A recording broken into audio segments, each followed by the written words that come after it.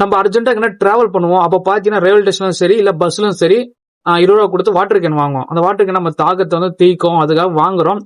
என்ன சொல்றாங்க மினரல் வாட்டர்ன்றாங்க. ஆனா அது நம்ம நம்பி குடிக்கிறோம். இப்ப ரீசெண்டா பாத்தீங்கன்னா FSSAI வந்து என்ன சொல்லியிருக்காங்கன்னா, அவங்க ரிசர்ச் பண்ணியிருக்காங்க. அதுல வந்து இந்த வாட்டர் கேன் பாட்டில் நம்ம தண்ணி குடிச்சோம்னா நமக்கு வந்து என்ன ரொம்ப ஹெல்த் இஷ்யூ வரும். இது பெரிய ப்ராப்ளம் ஆகும் அப்படின்னு அவங்க சைட்ல சொல்லியிருக்காங்க.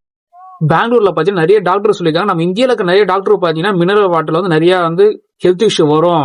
லிவர் ப்ராப்ளம் வரும். அப்புறம் பாத்தீங்கன்னா கிட்னி ப்ராப்ளம். மெயினா பாத்தீங்கன்னா ஜென்ஸுக்கு வந்து ஸ்பெர்ம் இருக்குல்ல, அது கவுண்ட் பாத்தீங்கன்னா ரொம்ப கம்மியாகும். அதுல நிறைய ப்ராப்ளம் ஆகும் அப்படி சொல்லிட்டு நிறைய விஷயம் சொல்லியிருக்காங்க. அதுக்கப்புறம் லேடிஸுக்கு பாத்தீங்கன்னா புற்றுநோய் வரும், மார்பாகம் புற்றுநோய் வரும் அப்படின்னு சொல்லியிருக்காங்க. என்னதான் நம்ம ஊரு ஆட்டக்காரன் சொன்னாலும் கேட்க மாட்டாங்க. வெளியூர் ஆட்டக்காரங்க தான் மதிப்பு இங்க அதிகம். அதே மாதிரி வெளிநாட்டுல வந்து அமெரிக்கால பத்தி ஒரு யூனிவர்சிட்டி வந்து ரிசர்ச் பண்ணி சொல்லியிருக்காங்க. அவங்களும் இதே தான் சொல்லியிருக்காங்க. இந்த மாதிரி ப்ராப்ளம் நிறைய வரும்.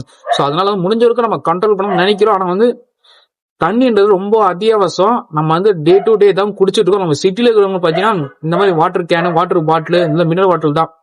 அதான் தவிர்க்க முடியாது. கவர்மெண்ட் தான் பார்த்து இதுல இருந்து என்னென்ன கம்மி பண்ணா சைடு எஃபெக்ட் வராதுன்னு சொல்லிட்டு அவங்க தான் முடிவு Maka பண்ணணும். content Yuva. Subscribe.